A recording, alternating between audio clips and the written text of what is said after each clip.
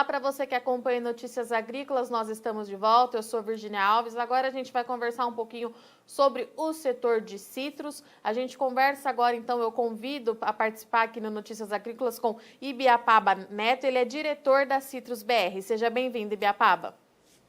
Olá, Virginia, é um prazer estar aqui com vocês. Ibiapaba, a gente teve um ano aí diferente de tudo que a gente já tinha visto por conta da pandemia do coronavírus. E para o setor agrícola de modo geral, para o lado da produção, a gente teve um clima também muito instável que fez com que nós tivéssemos aí uns números abaixo do que a gente esperava. Para o setor de citros, num resumo, como que a gente pode definir o ano de 2020 levando em consideração esses dois pontos, a pandemia e as questões climáticas? Bem, acho que 2020 é um ano que vai ficar na memória de todo mundo, né, por uma série de questões. O que podia acontecer de esquisito aconteceu esse ano. Então, acho que tem uma junção de fatores interessantes aqui para a gente analisar. Começando pela pandemia em si, acho que quando a gente está num ponto muito diferente hoje do que no início da pandemia. No início da pandemia, a gente tinha algumas dúvidas em relação a como ficaria o consumo e como ficaria a renda do mundo em relação ao nosso produto, ao suco de laranja, e o que isso significaria de impacto para o setor. Bem, de maneira geral, o que a gente sabe? A pandemia ela trouxe um aumento de consumo de suco de laranja no varejo, um pouco mais forte no varejo norte-americano em comparação ao varejo europeu, mas também algum aumento de consumo no varejo europeu, embora os números não sejam tão claros quanto no varejo americano. E a gente teve uma perda muito grande no chamado mercado de food service, que é tudo aquilo que você consome fora de casa. Então aí entram restaurantes, entram bares, entram eventos, entra avião, entra tudo, todas as outras ocasiões em que se consome suco de laranja fora de casa. Quando a gente olha isso, praticamente, pelo menos esse é o sentimento do setor, a gente está levemente positivo, mas assim, sem grandes avanços, né? Então, não dá para falar que a pandemia ela prejudicou o setor, mas também ela não trouxe um aumento de consumo líquido substancial que pudesse fazer uma grande diferença. Em se tratando de pandemia e de todos os problemas que a gente viu de outros setores, como diz aquele detalhe, né, entre mortos e feridos, todos se salvaram. Bem, quando a gente olha em relação ao clima, aí realmente a coisa fica um pouco mais complicada. 2020 é um ano aí que vai entrar para a história como um ano muito difícil do ponto de vista climático, uma seca muito forte aí de uns 4 meses no interior do estado de São Paulo, afetou em cheio algumas regiões do cinturão citrícola, prioritariamente as regiões norte e noroeste do estado, e isso trouxe uma quebra muito grande. Então, a quebra desta safra, que é de bianualidade baixa, ela vai ser de 30% em relação ao que foi a safra do ano passado, que foi uma safra grande, uma safra robusta. Bem, trazendo para o lado apenas da quebra por conta da seca, descontando a bianualidade baixa, nós saímos de uma expectativa de uma colheita de 286 milhões de caixas para uma expectativa de uma colheita de cerca de 269 milhões de caixas. Então, é uma perda bastante grande, bastante representativa e que está toda na conta da seca que pairou aí no interior do estado de São Paulo e Triângulo Mineiro por esse período que eu comentei. E falando ainda, abrindo mais um pouquinho o leque da pandemia, Ibiapaba, daqui para frente, visando 2021, porque a gente tem feito esses relatórios anuais, essas entrevistas especiais, e a gente sabe que a gente vai continuar ainda com essa incerteza por conta da pandemia, até pelo menos a gente ter a confirmação da vacina. Para o setor de citros, traz alguma incerteza, algum receio, alguma preocupação, ou você acha que a gente deve manter aí a estabilidade? Olha, aí é aquele caso que a gente precisaria realmente de uma bola de cristal, né? Porque não tem como a gente saber. O que a gente aprendeu até agora, Virginia, que talvez isso possa ser usado como referência. Quanto maior o isolamento social, a tendência é que seja maior o consumo. Quando as pessoas estão mais em casa, a tendência é que elas consumam aqueles produtos cuja ocasião de consumo é de dentro de casa. Suco de laranja é um deles, um produto que está totalmente aí, relacionado com o café da manhã nos primeiros mercados. Então, se aumentar a crise, por exemplo, do coronavírus e esses países, Estados Unidos, Europa, os países da Europa, endurecerem de novo o lockdown e as pessoas tiverem que ficar em casa mais tempo, é possível que você tenha um aumento de vendas no varejo, mas, mais uma vez, você vai ter uma perda grande no setor de food service. Então, a gente já viu o que aconteceu até agora em relação a isso. Agora, não dá para a gente saber, porque daqui a pouco começa a vir a vacina, a circulação social, ela parece que ela tá grande. O que a gente vê é que, aparentemente, mesmo com o fim, quase o fim, né, do isolamento social, me parece, isso obviamente dados a serem confirmados ainda, me parece que o consumo no varejo continua acima do que era o pré-pandemia. Isso é um dado que é interessante, mas ele precisa se confirmar ainda nos próximos meses. Como é que foi a questão da logística para o setor durante esse ano em Piapaba? A gente enfrentou grandes problemas, o produtor teve grandes dificuldades. Como que você avalia a questão da logística para o setor de citros?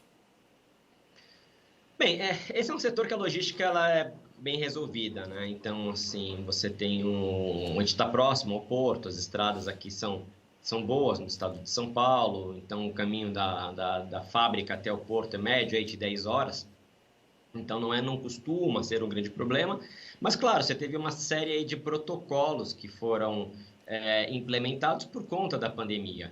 Então, isso, claro, que traz aí um certo desgaste administrativo para as empresas, certamente também traz para produtores, mas é uma coisa que você tem que lidar, você tem que lidar com isso, não tem como fugir disso. Você tem os protocolos, tem que seguir os protocolos, a gente está falando de saúde das pessoas, então isso é a prioridade absoluta num cenário desse. Em relação às exportações, tem alguma dorzinha de cabeça burocrática, porque, enfim, existem algumas exigências sanitárias de alguns países, então você tem que cumprir também alguns protocolos, mas, assim, nada que seja um grande problema. Apenas um aumento no trabalho, principalmente na parte burocrática, para que tudo fique conforme, tudo fique certinho.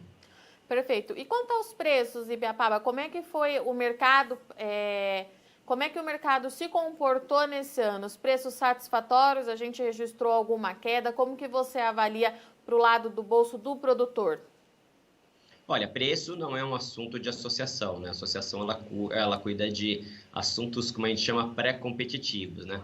Tanto os contratos de suco quanto os contratos de fruta, né? Os contratos de suco com os clientes das empresas, além mar, e os contratos de fruta com os produtores aqui no Brasil são questões aí privadas entre cada uma das empresas e seus respectivos fornecedores ou clientes. Então, isso é uma coisa que a gente não comenta. Olhando de fundamento, olhando pelo espelho retrovisor aqui, tendo a bolsa como referência, né? A bolsa de Nova York como referência, o que a gente vê é que esse ano foi um ano um pouco mais de baixa, porque a gente teve na safra passada, né?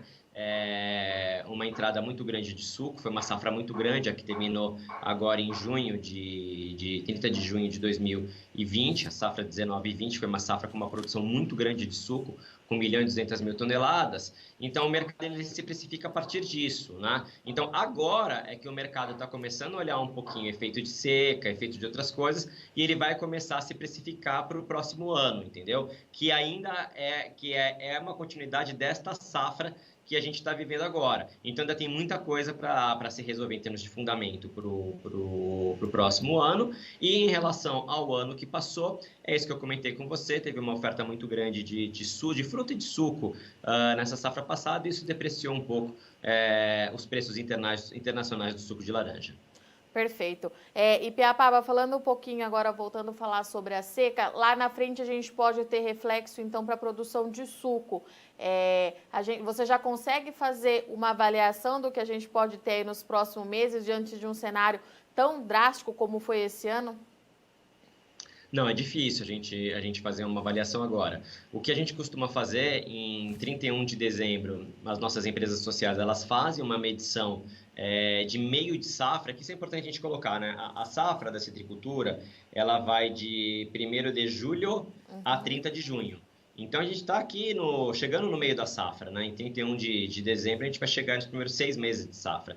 Então, passados esses 6 meses, acontece uma medição nos estoques físicos de suco de laranja, terminal a terminal, porto por porto, a gente vê lá quanto tem de suco de laranja, e aí a gente faz uma estimativa de quanto que serão os estoques em 30 de junho do ano seguinte, no caso de 2021. Aí, com base nisso, conforme tiver a demanda, conforme tiverem os estoques de suco, quanto de suco você tiver guardado, quanto de suco você teve, de processamento você teve nesse ano, você começa a vislumbrar alguns cenários e que seja possível você ver como é que vai ser a entrada de suco no próximo ano, ou seja, quanto de estoque que você vai ter, e aí com base nisso, né, o mercado começa a tomar as suas atitudes. Ele pode estar mais comprador, menos comprador, dependendo dessas questões. Então a gente tem que esperar um pouquinho ainda, mas também não demora muito. Acho que até meados de fevereiro a gente deve ter todos esses dados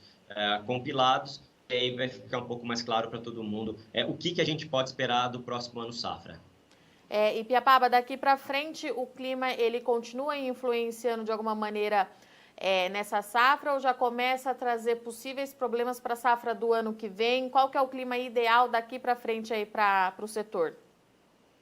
Olha, eu acredito, né, que hoje, a gente olhando aqui, né, nesta época que a gente está falando agora, é muito difícil a gente pensar que o clima ele possa fazer qualquer coisa que seja, como se o clima fizesse alguma coisa, mas assim, é muito difícil a gente imaginar que algo pode acontecer no clima a ponto de reverter o estrago que já foi feito, né? O estrago que já foi feito está feito. Houve, sem dúvida, um impacto na primeira florada da próxima safra, por conta dessa seca, mas a natureza se revigora, né? Então a gente pode ter uma segunda florada. Claro, é sempre um pouco mais complicado, um pouco mais difícil, mas esse é um assunto que a gente vai tratar mais ou menos em maio do ano que vem, na estimativa do Fundecitrus, né? Que é quando ele solta a primeira estimativa de safra, da safra 2021-2022, né? Então a gente está no meio da safra 2020-2021, então está um pouco cedo ainda para a gente falar da próxima safra. O que a gente sabe é que sim, o clima ele teve um impacto e isso tem um preço, né? A gente vai entender isso um pouquinho mais para frente, mas com certeza não passará despercebido. Perfeito. E Piapaba, muito obrigada pela sua disponibilidade de falar aqui com Notícias Agrícolas. Deixa o espaço aberto, se você quiser deixar uma mensagem para o produtor, fique à vontade. Não, eu agradeço aí sempre o interesse de vocês, a gente está à disposição, enfim, para quem quiser acompanhar um pouquinho mais esse mercado de suco, entra lá no site da CitrusBR, citrusbr.com, ou siga CitrusBR nas principais plataformas aí das redes sociais, que tem bastante informação bacana por lá. Um abraço, até mais. Até mais, obrigado, até mais.